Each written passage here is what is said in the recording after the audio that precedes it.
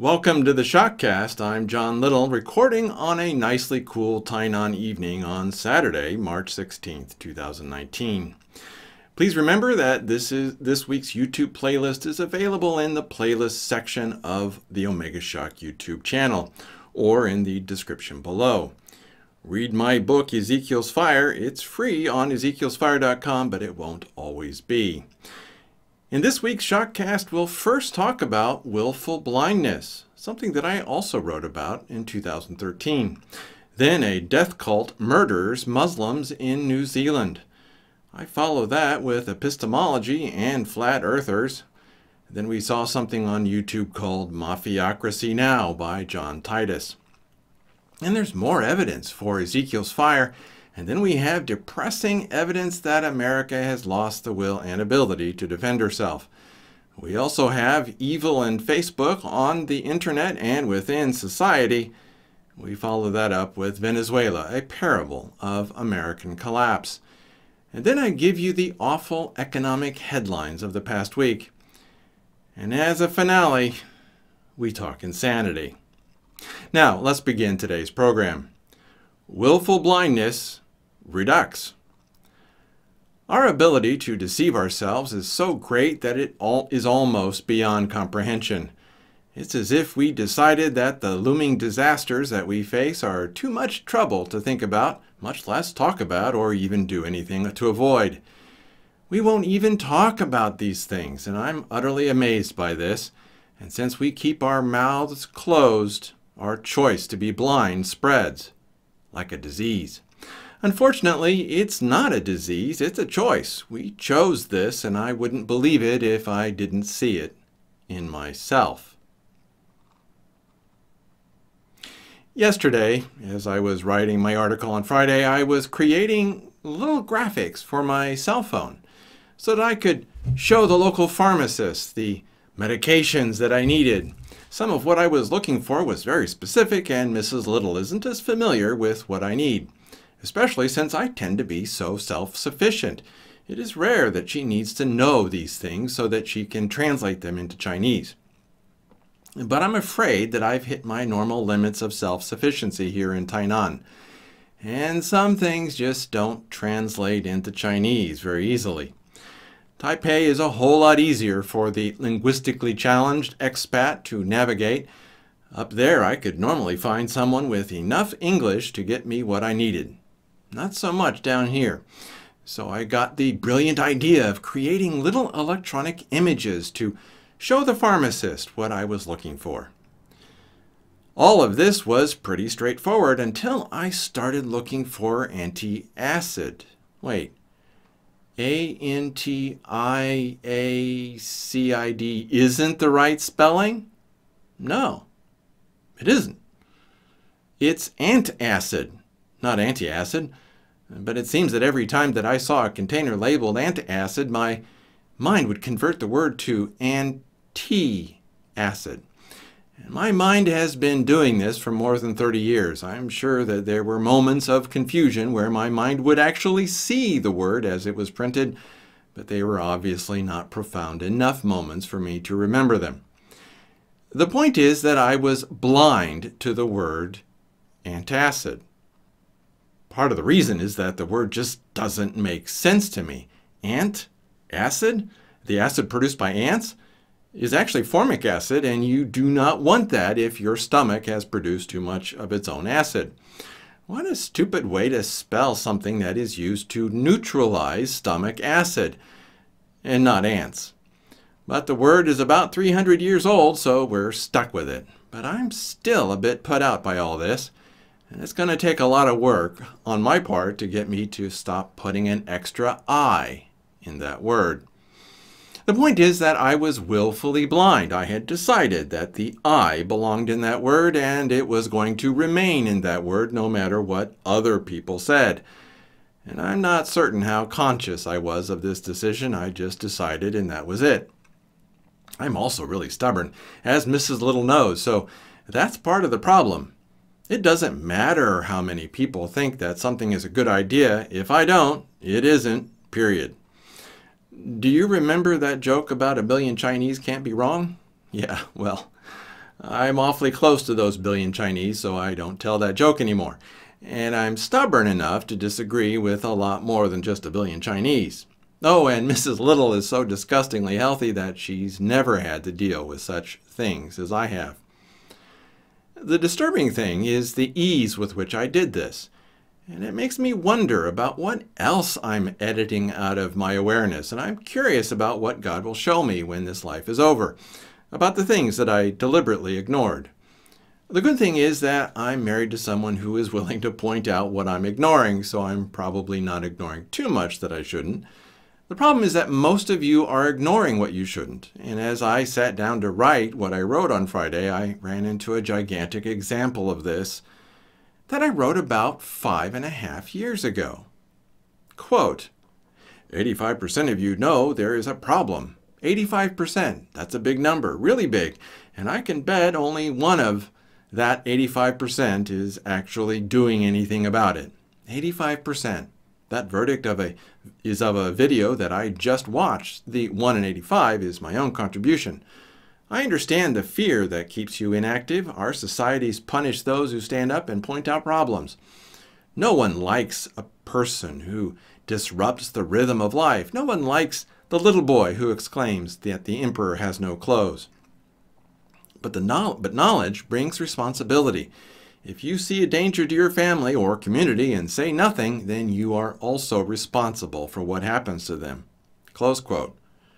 From some guy named John Little, myself, who wrote an article also called Willful Blindness way back in 2000 and, well, who knows how long ago, but I think it was 2013.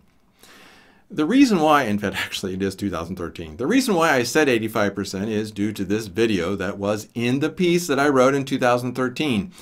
And it's a TEDx video titled The Dangers of Willful Blindness, done by Margaret Heffernan. If you have trouble with that link, and I do provide it in the newsletter, you can also find it at Margaret Heffernan, The Dangers of Willful Blindness. I watched that video again and I'm still struck by how similar the situation in Libby, Montana was to what we are all experiencing right now. Here's the first paragraph of the YouTube description of this video. Quote, Gayla Benefield was just doing her job until she uncovered an awful secret about her hometown. That meant its mortality rate was 80 times higher than anywhere else in the United States. But when she tried to tell people about it, she learned an even more shocking truth. People didn't want to know. In a talk that's part history lesson, part call to action, Margaret Heffernan demonstrates the danger of willful blindness and praises ordinary people like Benefield, who are willing to speak up. And it was filmed at TEDx Danubia.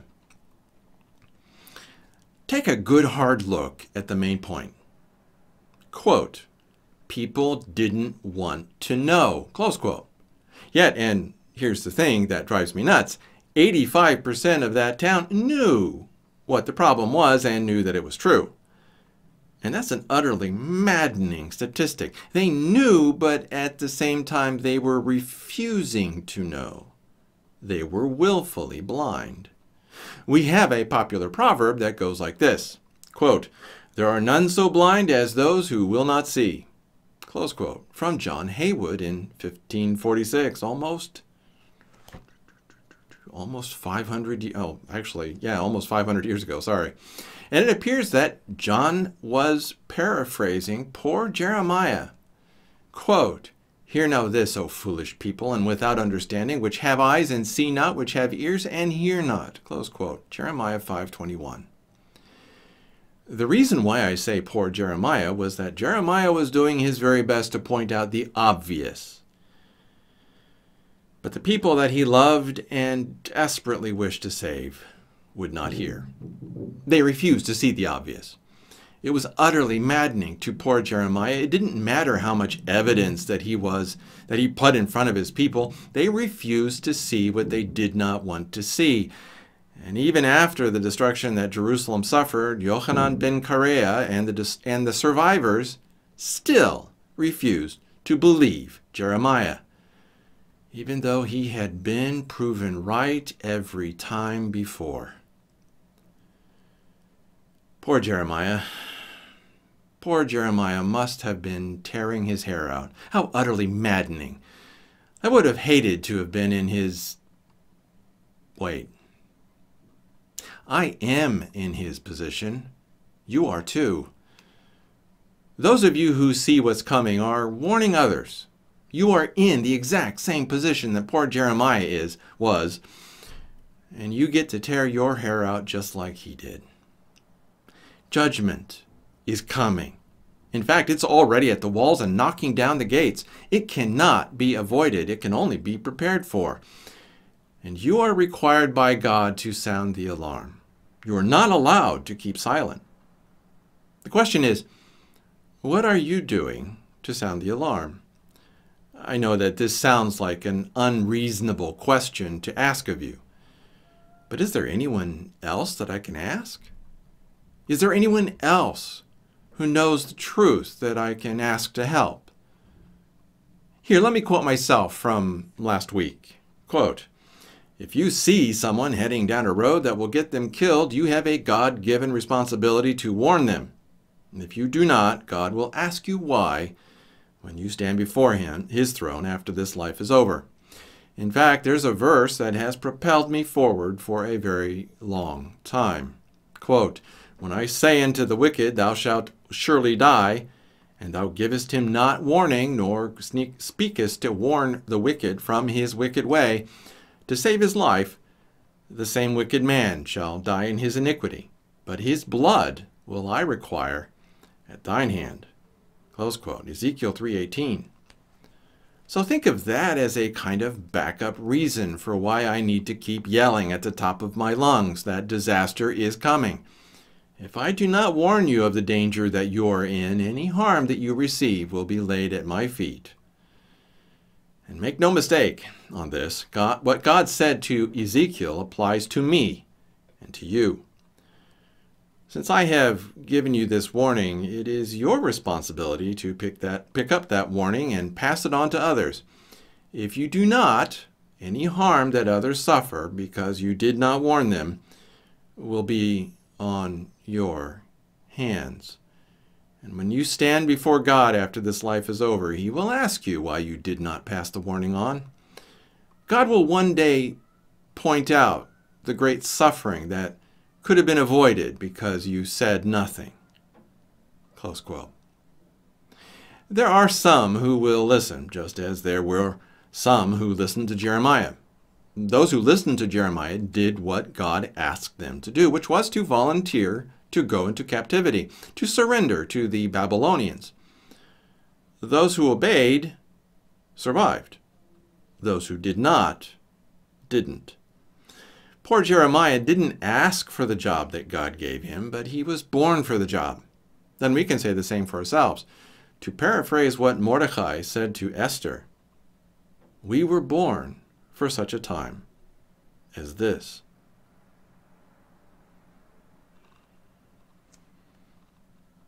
Now we get to the news and analysis from this past week. However, before going on, take a moment to click the subscribe button below and hit that bell to be notified when the next ShockCast happens. Those of you listening via MP3, make sure that you are subscribed to the Shock Letter at theshockletter.com. The ShockCast is just a fraction of what goes into the Shock Letter that goes out every Friday for absolutely free. And unsubscribing is easy. I will never share your email, ever. Again, read my book, Ezekiel's Fire. For now, it's free, and it's free because I want to help save your life. And you can find it at ezekielsfire.com. Please read that book. I want you to survive what is coming. Now, let's get on with all that awful news and analysis. A death cult murders Muslims in New Zealand. The dirtbag that murdered 49 Muslims on Friday was the follower of a death cult. His name was Brenton Tarrant, a 28-year-old moron who is a Satanist and a neo-Nazi and wore the black sun emblem of the Satanists. He even flashed the 666 hand sign. What was wrong that, what was the song that this murderer was blasting out in his car? It was Fire by a moronic band called The Crazy World of Arthur Brown. And the words of the song that this article quotes are, "I am the god of hellfire," close quote. Yeah, the cult of death, that's what this guy was. He was a part of it anyway. So if you wish to kill Muslims, then you too are of the cult of death. If any of you rejoice at the murder of these Muslims, I want nothing to do with you. The murder of anyone is a horrible and evil thing, no matter what the victims believe. Yes, Islam is a death cult, but we are to pity the Muslims for being caught in this evil religion. I guess maybe in a certain way we need to pity this Tarrant, what's his name, but I'm not feeling very pitiful right now. And this moron was inspired by Anders Breivik, who killed 77 people in Oslo in 2011. He also claims to be a white nationalist, and the morons in the media about this guy that killed the Muslims in Christchurch, they claim that he flashed a white power sign. What idiots! Those stupid media morons didn't know that the hand sign that he flashed was a 666 sign. But the media are full of utter idiots. But what about those white nationalists? I've had them contact me and try to get me on their side. All that I can say is that white nationalists are the dumbest people on the planet. What kind of moron wants to create a nation based on skin pigment? That's like creating a society based on baldness or bushy nose hair. Yes, we are the bushy nose hair nationalists. If you don't have bushy nose hair, we don't want you in our country. And yes, it is that ridiculous. If you're a white nationalist, you're the biggest moron on the planet. And since you can't fix stupid, I would love to send all the white nationalists to, well, someplace where they can't bother us anymore. Our job is to rescue the Muslims with the love of Christ, not the hate of Satan.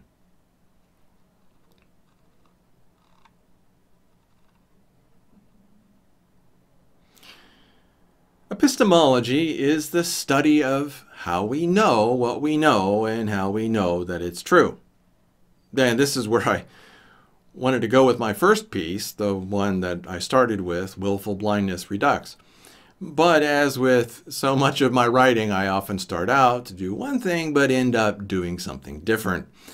Anyway, when I went to look for definitions of epistemology that I could quote, all I got were stupid bits of gobbledygook written by people who either didn't know what they were talking about or didn't know how to communicate what they knew.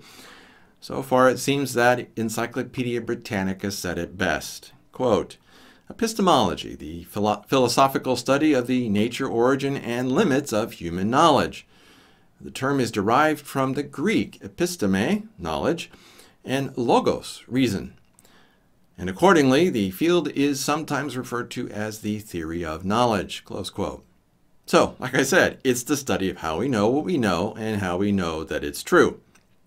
And I got this idea from a video created by Jason A., who is annoying. And I'm sorry, Jason, if you see this, but sorry, you are annoying. I'm sure that you mean well, but his titles are dishonest, probably because he's too, insert reason here, to title them properly, and it makes it very hard to recommend anything that he does. I like honesty in titles, thank you very much. However, I'm making an exception here, even though the title is stupid, which is, "This Evidence Changes Everything." This video most assuredly does not provide evidence that changes everything. But what it does do is investigate the idea of how we know what we know. Epistemology. Maybe by the time that you see this, he will have changed the title, which is unfortunately doubtful. Anyway, the importance of this video lies in the clips that delve into how the flat earthers are so caught up in their world view that they cannot be convinced by any fact or experiment that they are wrong. And I am fascinated by flat earthers because their delusion is reflected in so many delusions that afflict humanity. And their delusion is so strong, and their addiction to their delusion is so strong, that they even refuse to admit the evidence of their eyes. I run into this problem all the time in so many different areas, and like I said, this video is what got me started on this idea of willful blindness. Pre-tribbers are in the same category as flat earthers, most post-tribbers also. Most. People who deny that peak oil is a threat are also like flat earthers. All of those who are willfully blind are just like flat earthers. And yes, I mean that. Just like flat earthers. Which is why I talk about flat earthers so much. And there are so many flat earthers to talk about. Jehovah's Witnesses, Mormons, evolutionists, atheists, postmodernists, intersectional feminists, global warmists, anti-Semites, socialists, abortion rights activists. All of those groups suffer from this flat earth mentality. And I am thinking that there must be some kind of dopamine high that they get connected to this. Well, it's of course a cult, as Mrs. Little calls it. And yes, she called it a cult before I did, so I'm happy to give her credit. Any idea that has no true basis in fact, that resolutely denies evidence to the contrary, I mean as in the most obvious evidence, is a cult. And sorry, my voice is cracking even as I squawk about this. Or at least it's a cult mentality. And for some reason, these people derive some addictive pleasure from participating in this cult of theirs. And yes, atheism is a cult. So is evolutionism. Please stop believing in entertaining ideas. Stop having itchy ears that love to be scratched by stories. And yes, the Bible speaks of those who follow such nonsense.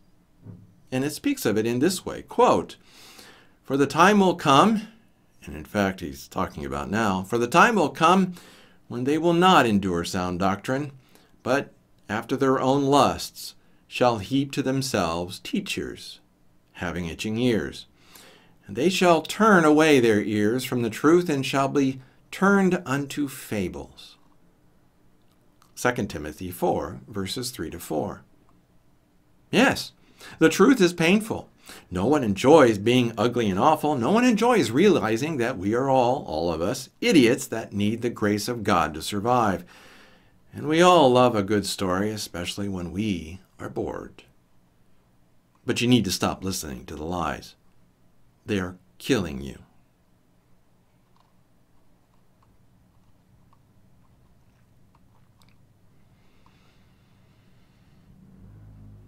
John Titus is back with a new series called Mafiocracy now on his channel, Best Evidence. This series will show how the banks have taken over America and how they run America as a mafiocracy. The first video in this series is titled, "We Used to Throw Criminals Off." And the write-up for this video is, quote, "With the entire mainstream media devouring population tirelessly..." With the entire mainstream media devouring population tirelessly fixated on Donald Trump's latest reality TV offering with an intensity that would scare Newark's biggest meth enthusiast into a monastery. I'm not sure who he's talking about, but it sounds good. The U.S. hurtles cluelessly towards the worst financial crisis in, 500 years or so. And actually, I think he's right. Against this surreal backdrop, Best Evidence is pleased to present the very first episode of Mafiocracy Now, a modest dollop of ice-cold legal reality for the dozen or so U.S. residents capable of responding to the USS horror show with even a scrap of sanity, and by at least pausing now and then to ask themselves things like, is this S-word actually going on right now? Sadly, yes, it is going on right now, and it won't end well either. This is what happens, Larry, when you hand the keys of the kingdom over to criminal bankers. This series will seek to explain, over the course of many, many depressing episodes, how we got into this mess, and thus how we can get out. Hint, revolution. The legal levers for reform having been stolen long ago by criminals. See the problem? Criminals. This series likewise will dismantle with no more than a glass of tap water the absurd papier-mâché Disney World edifice hiding the rot that is the U.S. economy. Haha. But we're getting ahead of ourselves. For now, in this debut episode of Mafiocracy Now, best evidence following an unfortunately long lacuna that is explained herein, brings us back up to speed with a quick summary of how the banks, which, having been rewarded with wholesale criminal immunity for causing the last crisis, man, he's confusing me with his words, are now positioned with more legal power than is possessed by the President, Congress, and the Supreme Court combined as they steer us relentlessly into the next crisis. Oh joy, close quote. I like John Titus, and he does an excellent job. And he should have a lot more than just 6.9 thousand subscribers. And I will be doing my best to catch every segment of what he talks about, and this video is a very, very good beginning. Remember that the banks are immune to prosecution, and John begins to flesh out everything that this immunity to prosecution entails. We are glad that you survived your heart attack, John Titus, and we know that this is the reason for the pause, and we are really glad that you are taking us on this journey.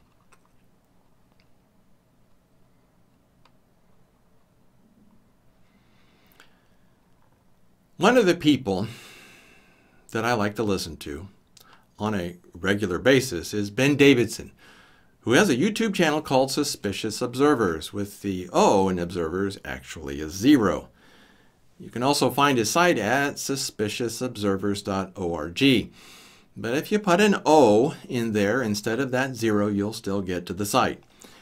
I like that sense of word humor that Ben has. Anyway, he's been creating a series, and he's not done yet, of videos that he calls the Earth Catastrophe Cycle. And his latest video in the series is Earth Catastrophe Cycle, CIA Classified. The interesting thing is that Ben Davidson is talking about Ezekiel's fire. So please let the Bible's account be your filter for his comments. When you watch his video, he cannot talk about his own observations or his own research in terms of real science, but the observations and theories of others. So don't take everything that he said in this video as straight fact.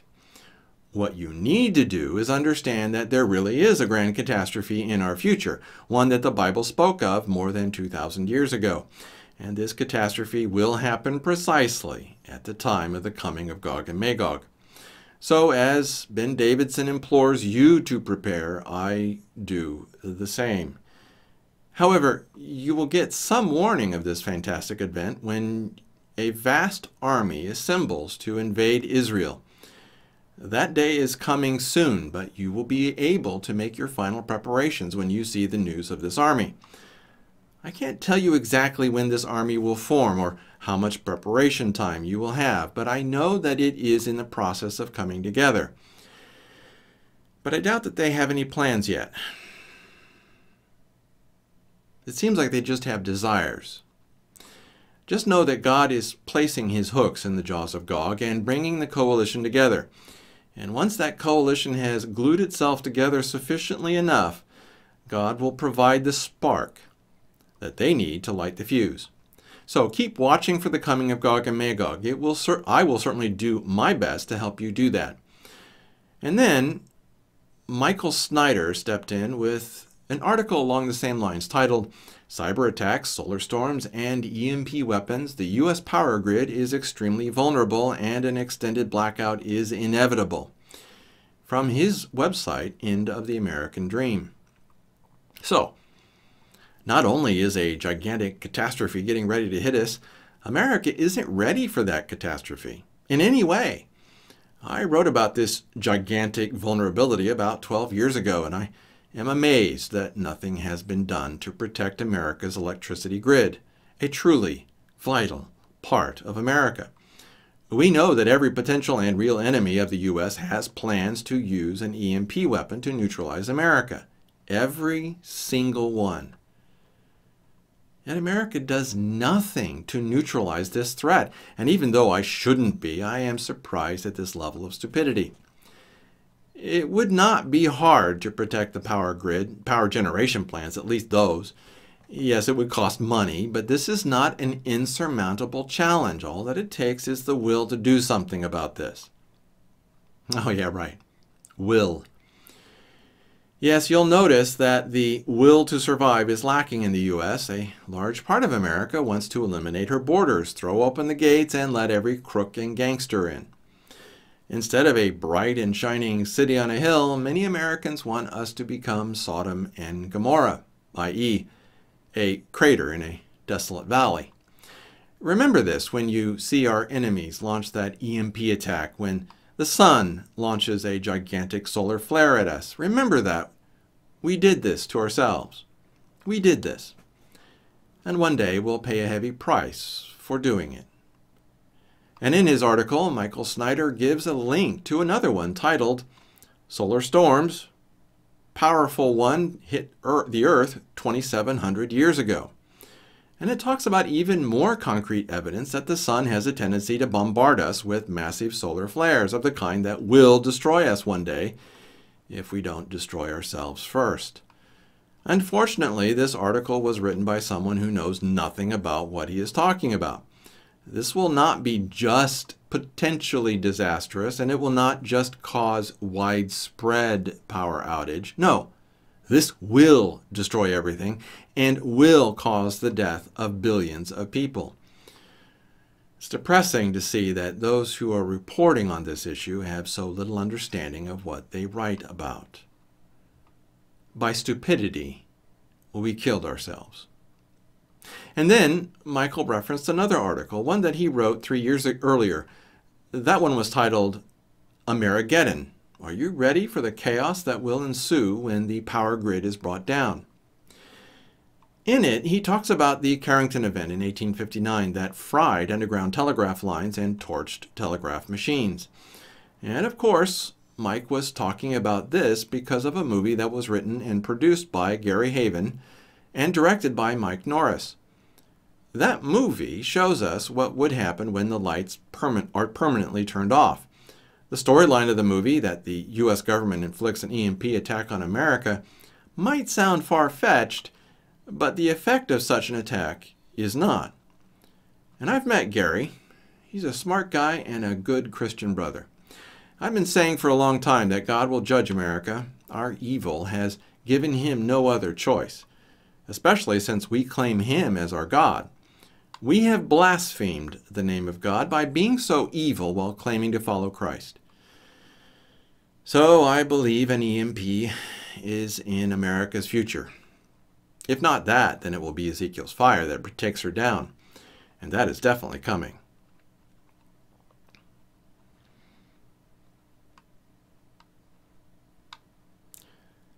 I have bad news. And it follows along with what I said about the state of the U.S. power grid and the threat of EMP attack. And the only conclusion that I can take away from this is that America has lost the will and ability to defend herself. And it's shocking to see. One evidence of this comes from a war simulation done by RAND. And I saw it in a Zero Hedge article called U.S. Gets Its Butt Kicked in World War III Simulation, RAND. This is the kind of thing that drives me nuts. The generals and the politicians know American vulnerabilities. They refuse to address these vulnerabilities and throw massive amounts of money at expensive weapon systems that have limited use on the battlefield. Then there is horrifying corruption at every turn while America stands wide open to complete destruction on the battlefield as well as at the home front. Read between the lines in this article, and we're talking about an EMP strike on the U.S., something that China and Russia are willing and prepared to do, as I've said before, on a moment's notice. And we cannot stop them. We have refused to harden the electrical and electronic infrastructure of the United States while we waste millions of dollars on $10 targets. Bombs and missiles that are horribly expensive on pieces of rubble.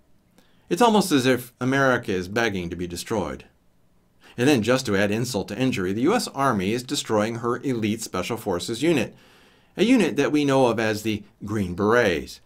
And I saw evidence of this in an article titled "Exclusive DoD Investigating General Retaliating Against Green Berets." This article points to something seriously wrong in the United States Army, because they are churning out substandard Special Forces units and destroying the ability of the Army to depend upon those units. This is utterly insane. It gets even worse if these substandard it gets even worse if these substandard Special Forces soldiers attain command rank. Substandard officers will be unable to effectively and timely give orders while also being unable to achieve important objectives. And I hope I didn't garble that. Sorry. If you need Special Operations Forces that badly, then you need to beef up the 82nd Airborne with either a higher class qualification or an overstrength battalion that can achieve objectives that regular airborne units might not. Whatever you do not blunt the most lethal and successful Special Operations Force that the Army has. It's bad for morale, it destroys esprit de corps, and it leads to failed missions. And the morons running the Pentagon either don't realize what they've done or they don't realize what Major General Sontag is doing. Either way, this is already a disaster. Sontag needs to be reassigned to the South Pole and a more capable officer put in his place. This is so stupid that I was about to say that I can hardly believe it, but we have examples in history of extreme stupidity in generals leading to extreme defeat in the fall of empire. Of course, the American empire needs to fall, so maybe I need to stop being upset by this.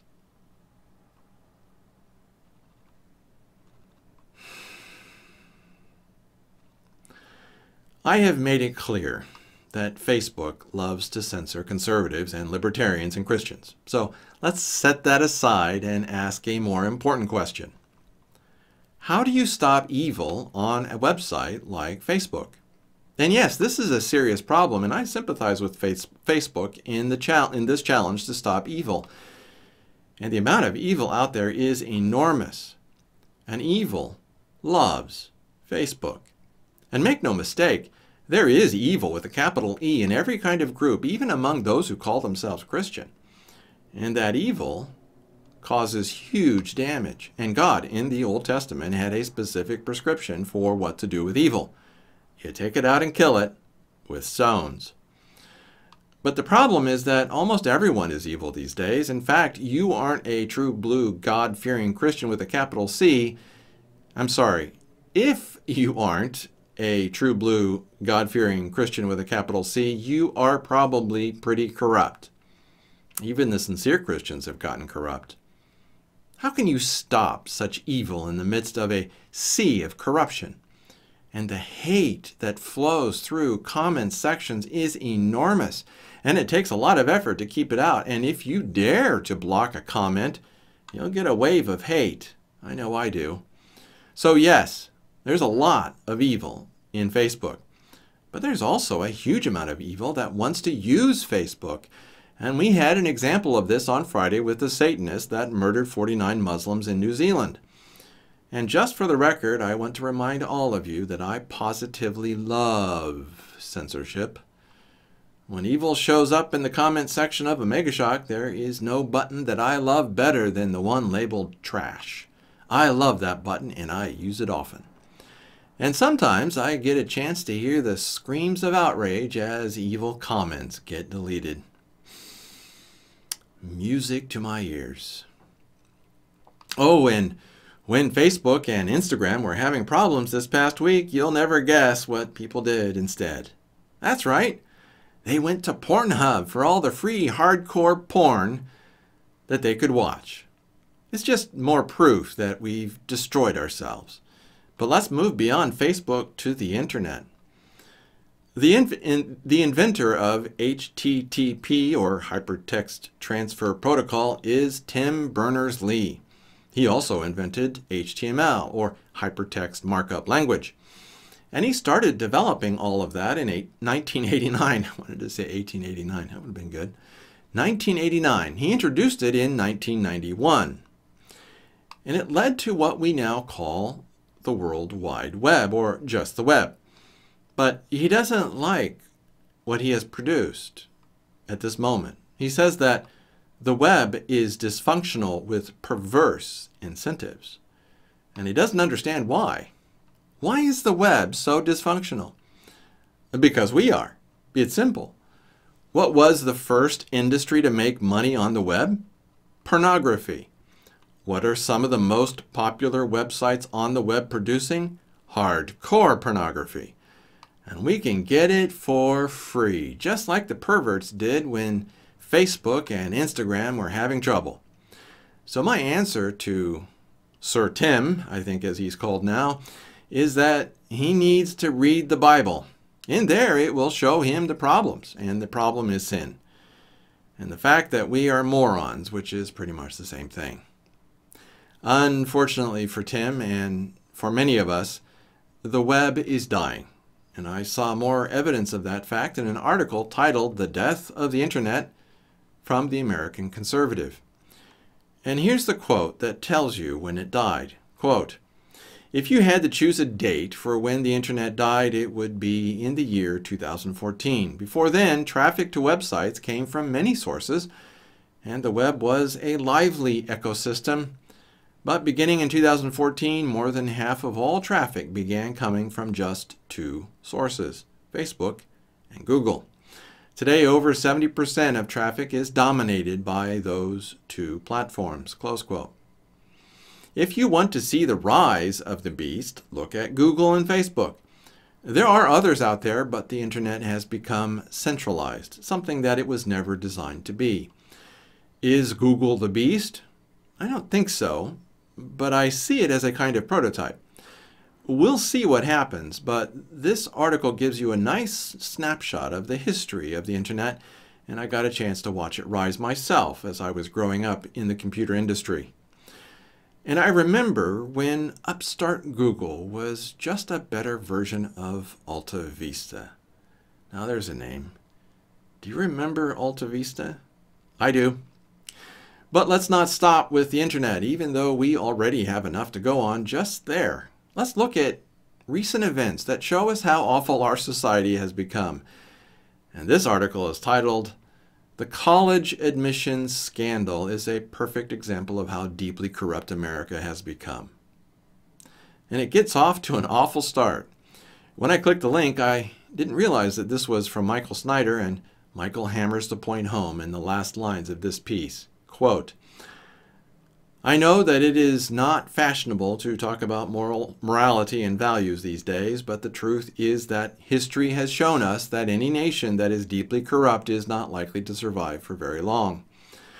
Our founders understood this, and former President John Adams once stated that our Constitution was made only for a moral and religious people. Avarice, ambition, revenge, and licentiousness would break the strongest cords of our Constitution as a whale goes through a net. Our Constitution was made only for a moral and religious people. It is wholly inadequate to the government of any other. Today we are neither moral or religious. What we are is deeply corrupt, and America will not survive if we keep going down this path." Close quote. It is one thing for me to say all this from the other side of the planet, in Taiwan, but it's quite another for someone like Michael to say it, who is in the United States. Corruption kills, and it always has, and I'm afraid that the United States, the place of my birth, has entered the last stages of terminal corruption. You might call it stage 4 corruption. And then Paul Joseph Watson enters the discussion talking about more than just the United States. His scathing rebuke is pointed at Western civilization as a whole, and his YouTube video is titled "The Collapse of Western Civilization." He starts off by saying, "Great civilizations are always the architect of their own downfall. Historian Arnold Toynbee studied 28 different great civilizations and found the same pattern. Great civilizations commit suicide. Anne Glyn Jones spent 9 years studying how civilizations declined. She describes our culture as one that has, quote, run its course, which is morally and aesthetically and spiritually bankrupt, unquote. This is the background of the constant anxiety that pervades our culture and is a sign that we know the end is nigh. More Americans than ever are dying from drug overdoses, gun violence, car crashes, and AIDS. Gun violence, car crashes, or AIDS never killed as many Americans in a single year as overdoses did in 2017. But the issue isn't just prescription drugs. In the UK, so much cocaine is flushed into the rivers, endangered eels are becoming hyperactive and not reaching sexual maturity.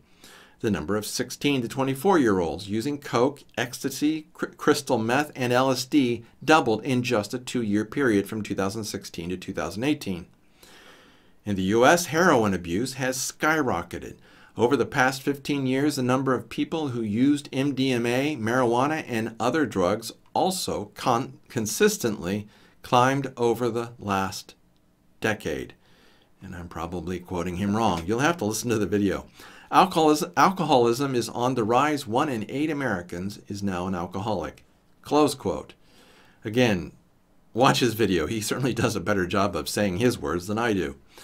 And that's just the first 80 seconds of his 13-minute video. The bottom line? The experiment in democracy failed for exactly the reasons that the founders of our civilization said that it would. We are on the downhill slope of the end of the Euro-American civilization, and the barbarians are patiently waiting for their opportunity to gather their own share of the spoils of conquest.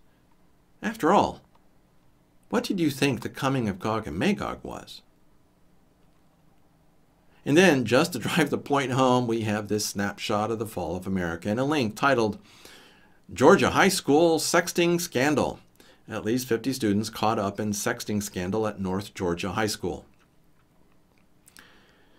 Those 50 students represent about 6% of the school. That's a lot. Do these kids have parents? Of course they do. Want to bet that these parents are morons? And those of you who went to public school in the 70s and 80s, like me, could have predicted this. Our classmates were morons, and they've raised their own batch of morons.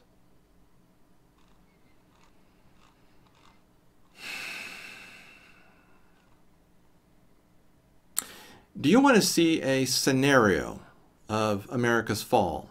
A kind of parable of the future of Western civilization? Just look at Venezuela. I saw on NPR's website this past week that Venezuela's power outage continues and the situation grows desperate. Apparently, the hydroelectric dam and the power infrastructure were not being maintained under Maduro. Why am I so shocked? Or should I say, why am I not surprised? Everyone, you need to understand that this is how civilization falls. And it starts by ignoring the threat to your civilization, and it ends by the government covering up the threat, until that threat can no longer be covered up. Then everyone wonders how this happened, when they should have known, because the signs of it coming were all around them. Venezuela was and is corrupt. Instead of warning society that it was all going to fall apart, the government chose to keep silent and shift resources away from maintenance towards bread and circuses. Why did they do this? Because the government knew that they would be thrown out of power if they did not do this. The people would vote them out if they didn't get their toys. And that is exactly what is happening in the US and Europe. Exactly. If average Americans or Europeans don't get their toys and treats, they will get angry and vote for someone else who will give them their toys and treats. Even if governments started a campaign to educate the average person about the dire situation that we are all in, no one would listen.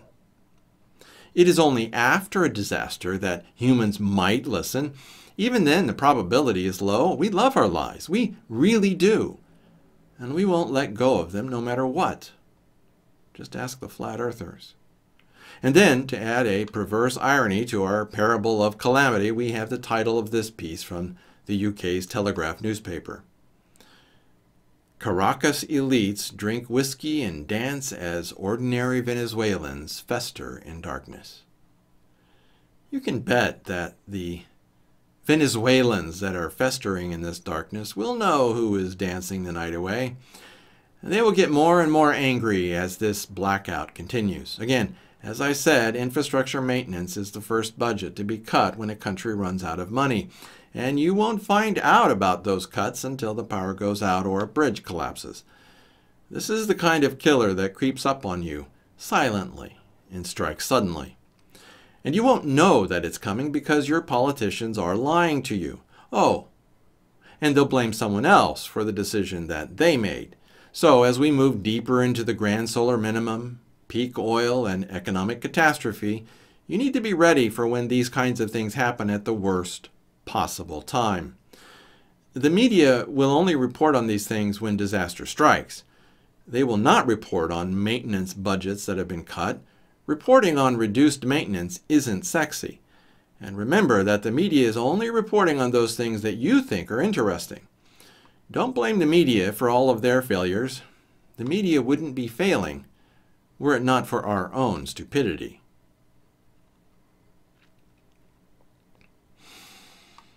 I always think to myself, nah, let's not talk about the economy this time. Then I look at the headlines. Oh dear. So let's look at those headlines. China auto sales crash in February amid accelerating industry collapse. I'm sorry, that's a bad sign for China. Auto sales are crashing lower. Brookings says China overstated size of its economy by 12%. Unfortunately, not only has the GDP growth been overstated, but all of that growth has been fueled by debt and debt alone. China is a disaster waiting to happen. Next one is state of the world's biggest debt slaves. Americans wimp out in 11th place. I guess that there is some good news in all this. America is number 11 in the world for debt slavery. China isn't even on the scale yet, but it's the fastest growing. But Korea? What happened to you people? And the Swiss are number 1 in the world for household debt? This dramatic rise in household debt in China, though, has me concerned has had me concerned for a very long time. The Chinese are out of control and headed for the cliff. Next is New York City is edging toward financial disaster, experts warn.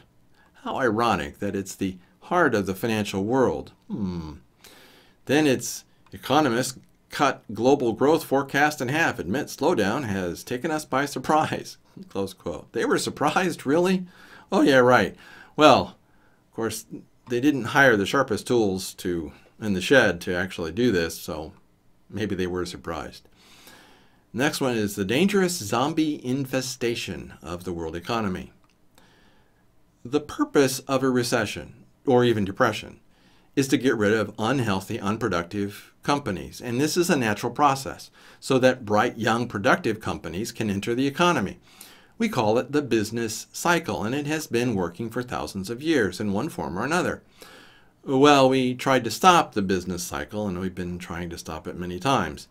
And the result is always zombies. Lots of them. And they are coming to eat your brains. Next one is China scrambles to defuse $6 trillion hidden debt bomb with titanic credit risk. Oh, and how do you do that without causing riots in the streets? Defuse a hidden debt bomb? How do you do that without causing economic hardship? That's going to be interesting.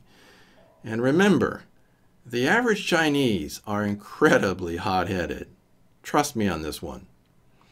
Then, these retailers have announced store closures in 2019, and this is another really, really bad sign. I talked a little bit about this last week, so think of this as a confirmation.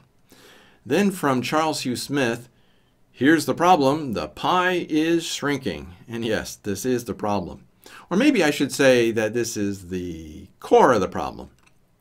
And the elites, have taken advantage of our ignorance of this problem to snap up all the good stuff with fake wealth. You and me, we get the crumbs. Welcome to the greatest wealth distribution event in the history of the world, and I hope that the elites choke on it. This next one is small business hiring suggests we may see more weak employment data from Knowledge Leaders Capital blog. And small business when small business slows its hiring, well, let's just say that small businesses are always the first to feel the pinch. Bigger businesses tend to react far less quickly. For myself, I think that the recession is already here. But you should probably listen to Martin Armstrong and not me. I've been a pessimist for far too long. And then 12 statistics that prove that the U.S. is facing a consumer debt apocalypse, from the end of the American dream. Number 2 is the one that gets me. When you throw in mortgages and all other kinds of individual debt, U.S. consumers are now $13.5 trillion in debt. That's bad. Then, a perfect storm is developing over container shipping. This is another bad sign. We came close to a difficult moment in 2015, but this looks like we've crossed the line. And it looks like the container shipping charges have been below break even for most of the last 2 years. And you can't blame the trade war on this one, since this is also true about the routes between Asia and Europe. And then Europe is so weak it can't even handle 0% interest rates. So as I worry about China, maybe we should be more worried about Europe. Then I saw this YouTube video called New Signs Confirm the Imminent Economic Collapse 2019 Stock Market Crash. The text that the person in this video is reading is from Michael Snyder, and he didn't say economic collapse. Michael didn't, or even the word imminent. However, I can't fault the guy reading this article for making this the title. After all, I personally believe that this will be bad, and it does sound like it will be this year. But I've been wrong on timing before, so I need to be cautious. Armstrong says that a new business cycle begins again in January of next year. This means that the collapse or recession must hit us soon. And as I have said elsewhere, I believe that we are already in a recession. But we won't get verification of the recession until long after it has started. Just be ready for the worst. And after listening to the video, I went looking for the article. It's this one. New numbers confirm that the global economy and the U.S. economy are the weakest they have been since the last recession. This was the article by Michael Snyder that the guy in the above previous video was reading. And in the article, Egon von Greyerz is quoted as saying, quote, "People must understand that the world has never faced risk of this magnitude. We are now in the final seconds of the global mega bubble, the likes of which the world has never seen before. What will happen next will be worse than the fall of the Roman Empire, much worse than the South Sea and Mississippi bubbles, and will create a disaster that will dwarf the Great Depression of the 1930s. The problem is simple to define and is all based around debts and liabilities. At the beginning of this century, global debt was 80 trillion. When the great financial crisis started in 2006, global debt had gone up by 56% to 125 trillion. Today, it is 250 trillion dollars, US dollars. Close quote. That, my friend, is incredibly serious. Let's talk insanity and some of the examples that I have for you, and they are pathetic. I would say amazing, but some of this is just too stupid for that word. And it didn't take long to find my first example of insanity in writing with an article titled "Electric Scooter Injuries Pile Up, Half Coming from Drunk or High Riders" from Electrek. This time it was the writer himself when he said this, quote, The method of here's a scooter, go have fun simply isn't responsible, close quote. Wait, what? If you are so stupid that you don't know that you can get hurt by doing something stupid on an electric scooter, you deserve to further your education in the facts of life by getting hurt on a scooter. And the writer of this piece showed just how insane he is by claiming that it isn't responsible to assume that people act responsibly. Like, what? So I have a personal message to the writer of this piece. Sorry, Micah Toll. I'm sure that you are a great guy and a wonderful, all-around awesome person. But that was an incredibly stupid thing to say. And yes, those who write stupid stuff are often really good people. But stupid is stupid. Oh, and I just love this next one. Transgender professor says excluding men from women's sports is like excluding black women. Like, yeah, I want to beat women at something that I can't beat other men on. I just want my trophy. I'm waiting for all this moronism to hit rock bottom. Any moment now. And then the Democrats stepped up with their own version of complete insanity that I saw in an article titled, Democrats Vote to Give Illegal Immigrants the Right to Vote. They want to give illegals the right to vote and to lower the voting age to 16. What? Then I saw this. 50 actual college course titles that prove that America's universities are training our college students to be socialists. This one is also from Michael Snyder, and oh dear, I could barely look at this thing, but when I did scroll down to number 5, eco-feminism, then this link came up, titled, Ocasio-Cortez blasts capitalism as an irredeemable system. Mark Dice likes to call her cow farts Cortez, but I'm sticking to occasional cortex. I didn't make any of those names up myself, I'm just passing them along. But you might like cow farts Cortez over occasional cortex. That's up to you. And then I saw this. Running with Beto review from Hollywood Reporter. My first thought was, okay, so everyone gets a movie? My second thought was, okay, so where's my movie?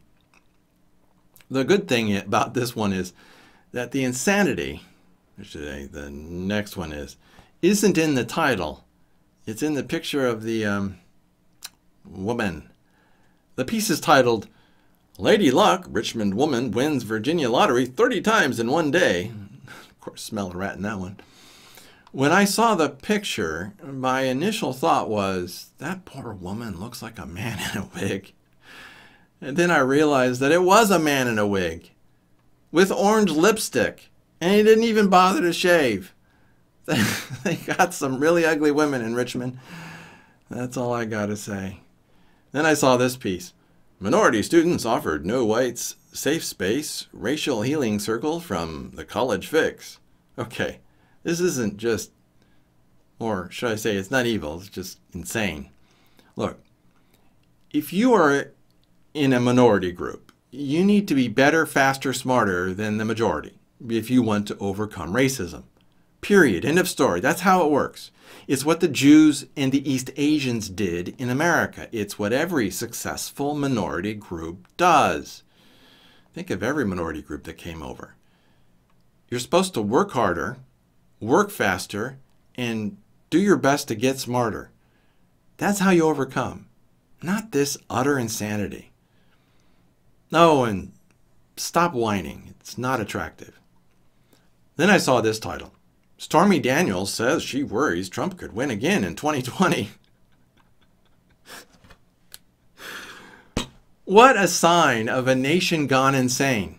They care about the opinion of a porn star, a stripper. Anyway, okay. That's it for this week's ShockCast. I really hope that you'll be ready for what is coming.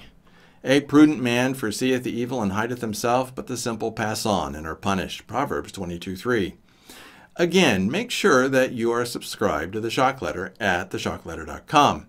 For those of you on YouTube, hit that subscribe button below and click the bell to get notifications. And if you like this video, give it a thumbs up. All of that helps you and me get the message out. And check out the boxes at the end of this video. Those links will take you to other ShockCasts, a link to subscribe to the ShockCast, as well as a link to the playlists of the important videos of this past week. And don't forget my book, Ezekiel's Fire, at ezekielsfire.com. You need to read that book, and it's free. For now. And so, allow me to close with this blessing from Numbers 6:24-26. Yevarechecha Yehovah vishmerecha. Ya'er Yehovah panav elecha vichuneka. Yisa Yehovah panav elecha v'yasem lecha shalom. The Lord bless thee and keep thee. The Lord make his face shine upon thee and be gracious unto thee. The Lord lift up his countenance upon thee and give thee peace. Numbers 6:24-26. I pray that your pastor gives you the words that you need to hear to help you walk the path that God has called for you to follow. And Lord willing, we will see each other next week.